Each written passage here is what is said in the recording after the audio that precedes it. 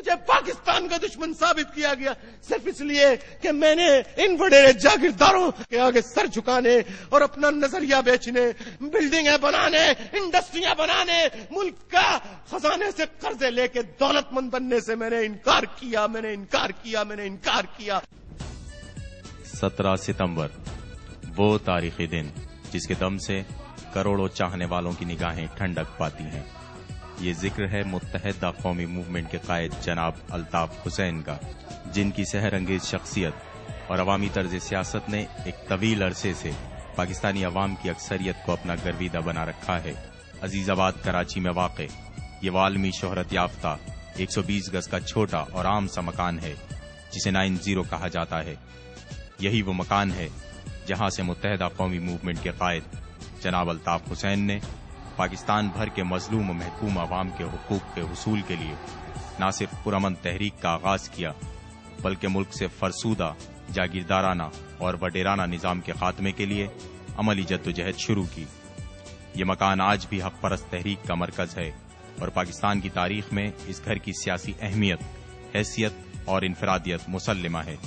اس گھر میں قائد تحریک جناب الطاف حسین نے اپنا بچپن، لڑکپن گزارا۔ 11 جون 1978 کو جامعہ کراچی میں آل پاکستان مہاجر اسٹوڈنٹس آرگنائزیشن کا قیام جناب الطاف حسین کی سیاسی زندگی کا پہلا سنگ میل اور طلبہ سیاست کے حوالے سے وہ انقلابی قدم ثابت ہوا جس نے آگے چل کر ملکی سیاست کو ایک نیا رخ دیا۔ جناب الطاف حسین کی روشن خیال سوچ کے باعث طلباء و طالبات کی ایک بہت بڑی تعداد کو حمایت پر آمادہ دیکھ کر غاصبانہ فکر کی حامل قوتوں کو اپنا وجود خطرے میں نظر آنے لگا، جس کے باعث انہوں نے 3 فروری 1981 کو جناب الطاف حسین اور ان کے ساتھیوں کو جامعہ بدر کر دیا، جس کے بعد جناب الطاف حسین اور ان کے رفقا نے گلیوں محلوں کی سطح پر APMSO کو منظم کرنے کا بیڑا اٹھایا اور بالآخر 18 مارچ 1984 کو یہ جدوجہد مہاجر قومی موومنٹ کے قیام پر منتج ہوئی۔ ملک کے محروم طبقات کے لیے جناب الطاف حسین کا دلی لگاؤ اور عزم مصمم دیکھ کر اردو بولنے والے افراد کی اکثریت مہاجر قومی موومنٹ کی ہم خیال و ہم زبان ہوتی چلی گئی۔ 8 اگست 1986 کو نشتر پارک کراچی اور 31 اکتوبر 1986 کو حیدرآباد میں MQM کے فقید المثال جلسہ عام میں لاکھوں افراد کی شرکت نے استحصالی عناصر کے مقابلے میں MQM پر اپنے بھرپور اعتماد کا اظہار کر دیا۔ اس کے بعد گویا MQM نے پلٹ کر نہیں دیکھا اور دن دگنی رات چوگنی ترقی MQM کا مقدر ٹھہری۔ اس ضمن میں 1987 کے بلدیاتی انتخابات میں حق پرست نمائندوں کی شاندار کامیابی نے اس ملک کے استحصالی طبقے کی نیندیں اڑا دیں۔ MQM کی روز افزوں مقبولیت سے خائف ملک کے 2% مراد یافتہ طبقے نے مختلف اوقات میں سازشوں کے ذریعے MQM کی پرواز کو روکنا چاہا، خواہ 31 اکتوبر 1986 کو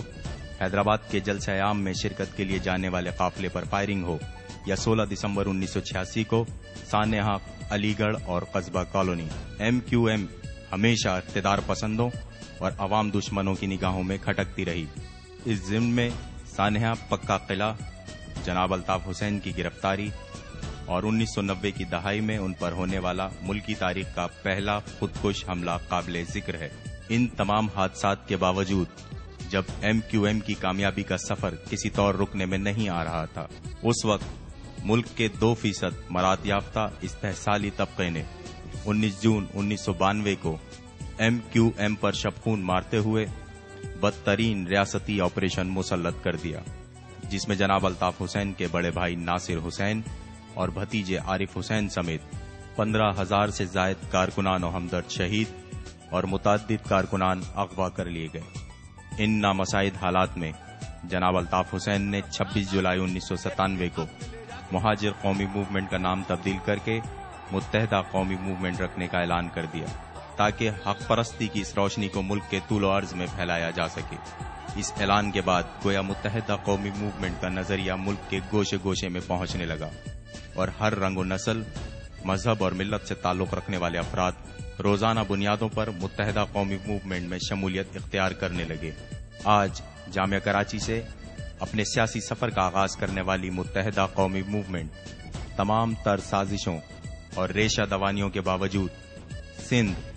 بلوچستان، پنجاب، خیبر پختونخوا، گلگت اور بلتستان تک پھیل چکی ہے۔ تمام تر ریاستی مظالم کے باوجود عوام کا جناب الطاف حسین پر اعتماد اس بات کا مظہر ہے کہ پاکستان کے مسائل کے حل کی کنجی اگر کسی کے پاس ہے تو وہ صرف متحدہ قومی موومنٹ ہے۔